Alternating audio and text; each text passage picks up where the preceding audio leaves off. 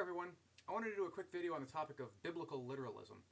There are a lot of videos on this topic floating around out there, of course, but I wanted to add my 2 cents, starting with the phrase, every word of the Bible is true. You hear literalists make this statement sometimes, and whenever I hear them say, every word of the Bible is true, it amuses me to no end, because it demonstrates that not only do these people not understand science, biology, geology, history, and so forth, they also don't understand the basic nature of truth. Because words have no truth value. Only sentences do. Words on their own are neither true nor false. They only become true or false when you string them together to make a sentence.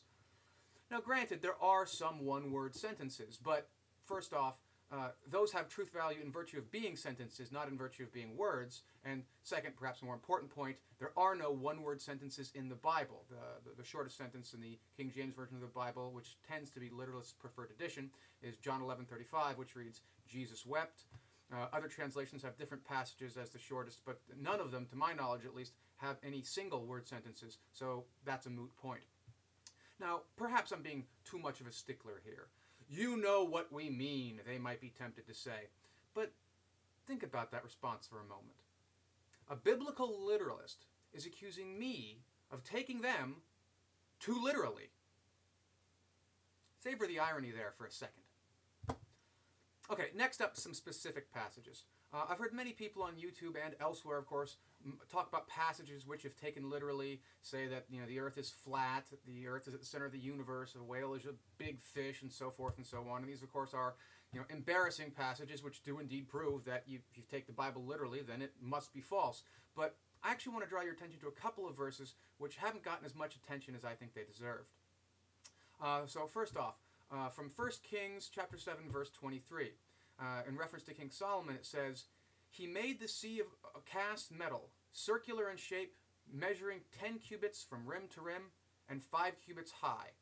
It took a line of 30 cubits to measure around it. Now, do the math on that one really quickly. 10 cubits from rim to rim, that's a diameter of 10. 30 cubits to measure around it, that's a circumference of 30. Take that literally, it says that pi is exactly 3. As any 8th grader can tell you, this isn't even accurate to 1 decimal place.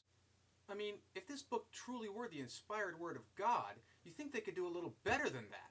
I mean, doesn't God know better than an 8th grader how large pi is? I mean, here would be an excellent opportunity for God to prove that He was, in fact, not only omnipotent, but also the author of the Bible.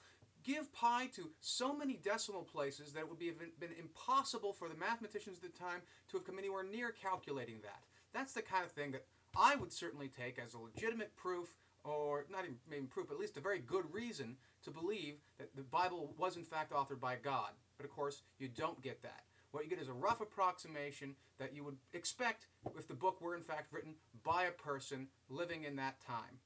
So either one of the basic fundamental statements of geometry is false, or mathematics is false, or the Bible is false, if you take it literally. Take your pick. Next passage, Matthew 13, verse 31 to 32. It's the parable of the mustard seed. Jesus says that the mustard seed was smaller than any other seeds. Well, as you can see from this picture here, this is simply false. Now, who are you going to believe, the Bible or your own lying eyes?